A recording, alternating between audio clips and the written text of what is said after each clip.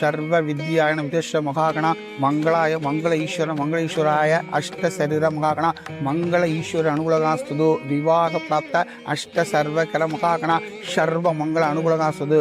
ஐக்கிய நேயர்களுக்கு வணக்கம். தற்போது கணவன் மனைவிக்குள் ஏற்பட்ட பிரச்சனைகள், விவாகரத்து பற்றி இதெல்லாம் தீர்வதற்கு அதற்கு சில கோயில்கள் இருக்கின்றன. அந்த ஆலயத்தை பற்றியும் அந்த ஆலயத்தில் இருக்கக்கூடிய முறைகளை பற்றியும் சொல்ல போகிறேன். அப்போதைக்கு அதில் முதல்ல திருமழிசையில் ஒத்தாண்டீஸ்வரர் கோயில் இருக்குது.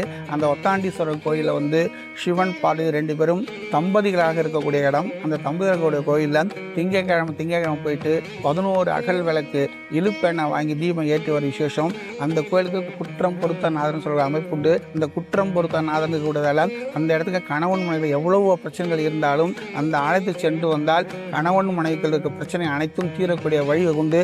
அடுத்த கோயில் உங்களை பொறுத்த வரைக்கும் திருவள்ளூர் புதுவள்ளூர் என்ற இடத்துல சந்தான ஈஸ்வரி என்ற கோயில் இருக்குது. கிட்டத்தட்ட 150 வருஷத்துக்கு கூட பழமையான கோயில். அந்த கோயிலுக்கு போயிட்டு செவ்வாய்க்கிழமை போகணும். செவ்வாய்க்கிழமை அல்லது வெள்ளிக்கிழமை போயிட்டு வாங்க.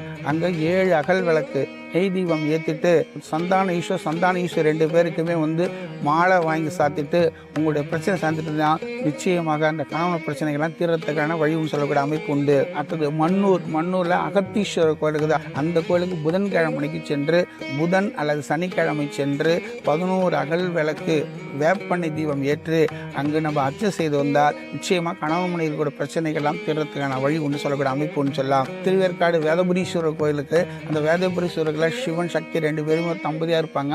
அந்த கோயிலுக்கு திங்கள் அல்லது வியாழன் அல்லது சனி இந்த 3 நாள் சென்று 11 அகல் விளக்கு நெய் தீபம் ஏற்றிட்டு சிவன் சக்தி 2 பேருக்கும் அர்ச்சனை செய்து வந்தால் அந்த பிரச்சனைக்கு தீர்றதுக்கான வாய்ப்புன்னு சொல்லக்கூடிய அமைப்பு உண்டு. அடுத்ததாக கொப்பூருடைய சக்தீஸ்வரி அந்த ஆலயத்திற்கு சென்று வெள்ளிக்கிழமை, திங்கட்கிழமை, சனிக்கிழமை 3 நாளும் சென்று 7 அகல் விளக்கு நெய் விளக்கு ஏற்றி வந்தால் கணவன் மனைவியர் ஏற்படக்கூடிய பிரச்சனை அனைத்துமே தீரக்கூடிய இந்த 5 கோயில்கள் முக்கியமான கோயில்கள். இதெல்லாம் பழமையான கோயில்கள். இந்த கோயிலுக்கு சென்றிருந்தால் தற்போது நிறைய நடக்கக்கூடிய இந்த விவாகரத்து பிரச்சனைகள், கணவன் மனைவியோட பிரச்சனைகள், குடும்பத்திற்கு பிரச்சனை அத்தனையும் தீர்றதுக்கான வழி வைக்கக்கூடிய அமைப்பு உண்டு.